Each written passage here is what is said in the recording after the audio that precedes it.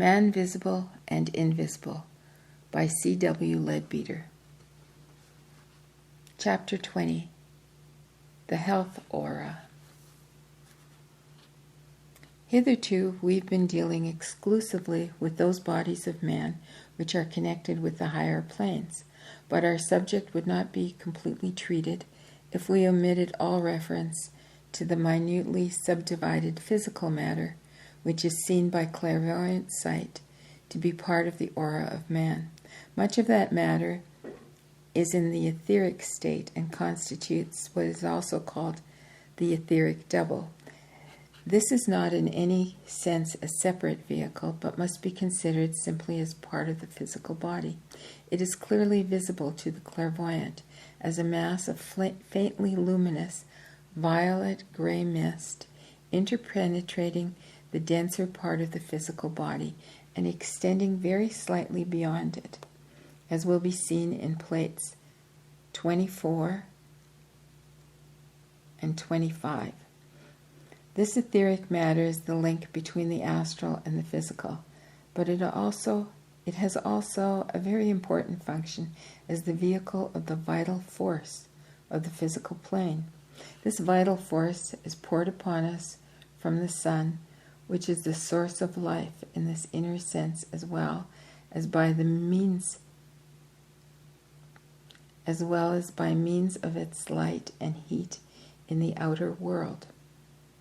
The Earth's atmosphere is full of this force at all times, though it is in special activity in brilliant sunlight, and it is only by absorbing it that our physical bodies are able to live.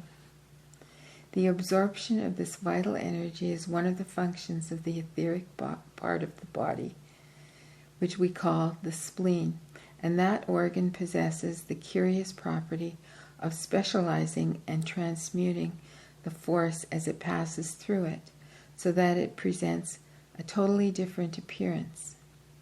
The force itself is naturally invisible, like all other forces, but it exists all around us in the atmosphere.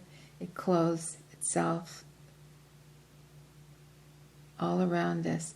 The atmosphere, it clothes itself in millions of tiny particles which are colorless, though intensely active. After it has been absorbed into the human body through the spleen, however, these particles take on a beautiful pale rose color, and they flow in a constant stream over and through the whole body, along the nerves in the same manner as the blood corpuscles flow along the arteries and the veins, the brain being the center of this nervous circulation. An attempt is made in our illustrations to represent the general appearance of this stream, but this must not, of course, be supposed to be an accurate map of the nervous system. It is evident that this flow is necessary to the proper working of the nerves, for when it is withdrawn, there is no sensation. We know how a limb may be so numbed by cold as to be absolutely insensible to the touch, and the reason for such insensibility is that the vital force is no longer flowing through it. It might be supposed that it was rather due to the failure of the circulation of the blood, but those who have studied mesmerism are aware that one of the commonest experiments is to produce similar insensibility in a limb by magnetic passes. This does not at all interfere with the circulation of the blood, for the limb remains warm, but it does check the circulation of the subject's life fluid and substitutes for it that of the magnetizer. The nerves of the subject are still there, and, so far as physical sight can see, in perfect working order, yet they do not perform their office of reporting to this brain, because the fluid which animates them is not connected with that brain, but with the brain of the operator. In a healthy man, the spleen does its work in so generous a fashion that the specialized life force is present in very large quantities and is constantly radiating from the body in all directions, A man in perfect health, therefore, is able to impart some of it to another intentionally, but is also constantly, though unconsciously, shedding strength and vitality on those around him. On the other hand, a man who, from weakness or other causes, is unable to specialize for his own use a sufficient amount of the world's life force, sometimes equally unconsciously acts as a sponge and absorbs the already specialized vitality of any sensitive person who is unfortunate enough to come into contact with him, to his own temporary benefit, no doubt, but often to the injury of his victim. Probably most people have experienced this to a minor degree, and have found that there is some among their acquaintances after whose visits they always feel quite unaccountably weary, and a quite unaccountable weariness and languor, and a similar lassitude.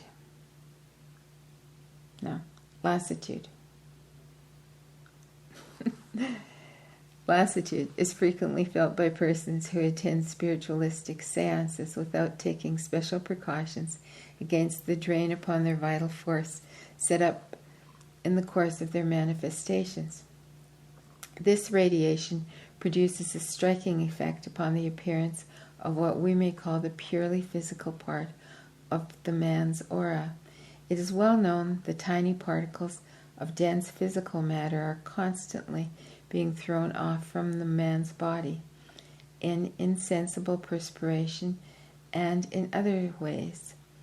And these particles are also visible to clairvoyant sight as a faint gray mist. These particles are in many cases crystals, and therefore are seen in certain geometric forms. For example, the tiny cubes of sodium chloride or common salt are among the most frequent. This purely physical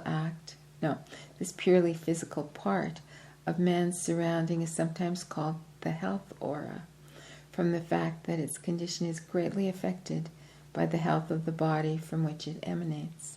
It is a faint bluish-white, almost colorless, and has the appearance of being striated. That is, it is full of, or perhaps it might rather be said to be composed of, an infinitude of straight lines, radiating evenly in all directions from the pores of the body. That at least is the normal condition of these lines when the body is in perfect health. They are separate, orderly, and as nearly parallel as their radiation allows.